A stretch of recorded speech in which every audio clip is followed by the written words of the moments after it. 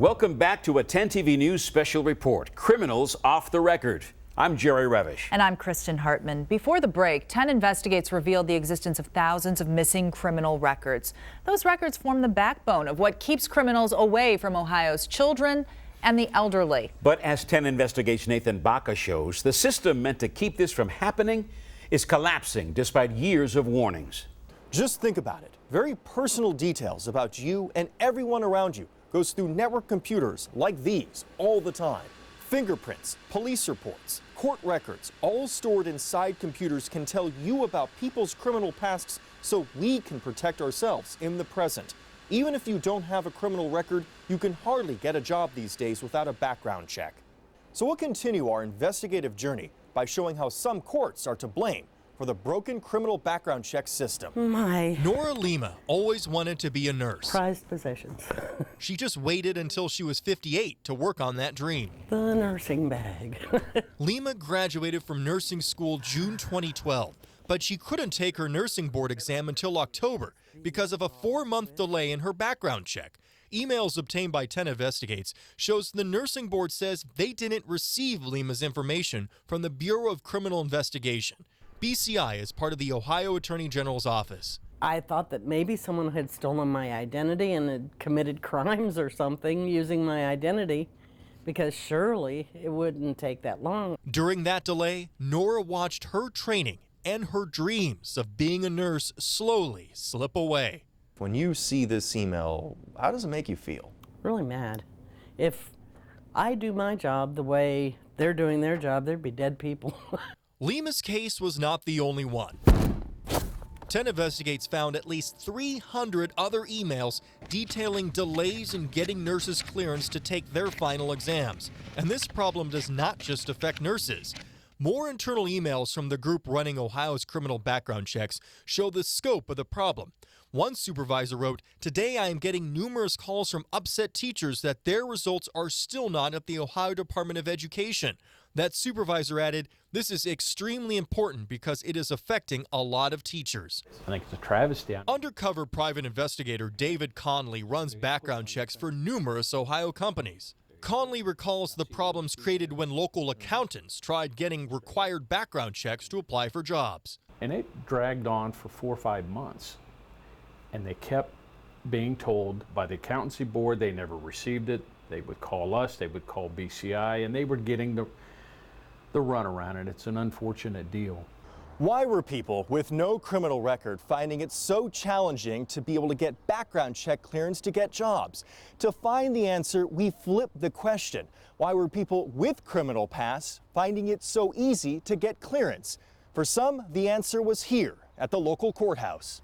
Guy Ferguson is Clark County's municipal court clerk. One of his responsibilities is to make certain that when a person gets convicted of a crime in court, the state background system is aware of that conviction as quickly as possible.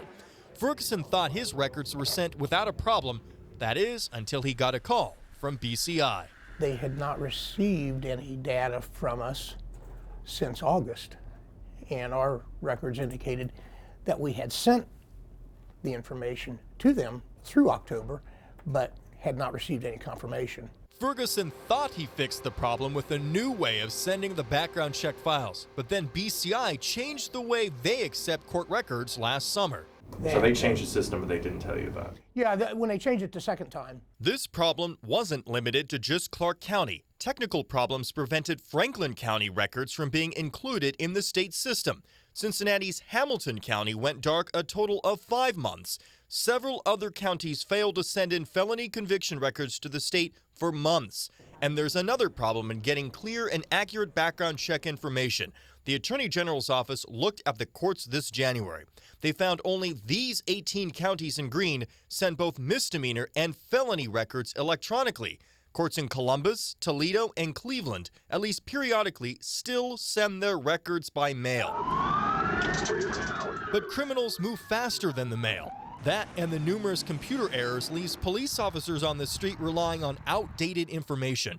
Sergeant Vincent Shirey is with Ohio State Highway Patrol. If I'm making a traffic stop and I'm stopping an individual, I need to know in my cruiser as soon as I can if that individual has a felony warrant, if he has gun charges. In the Cleveland area, often Ohio's largest producer of criminal records, the problem is worse. Up until April of this year, Cuyahoga County court officials say they never knew that records they were sending had errors and weren't being added to the state's system.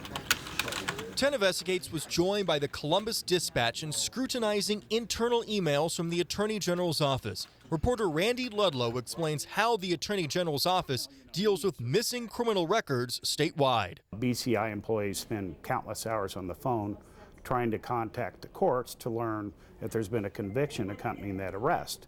And somewhat ironically, in several cases, they have to resort to using the court's own website to see if there's a conviction, much as the public would do. That time-intensive process of checking court records also costs money. In 3 years, BCI spent $3.4 million in overtime for its 70 background check employees.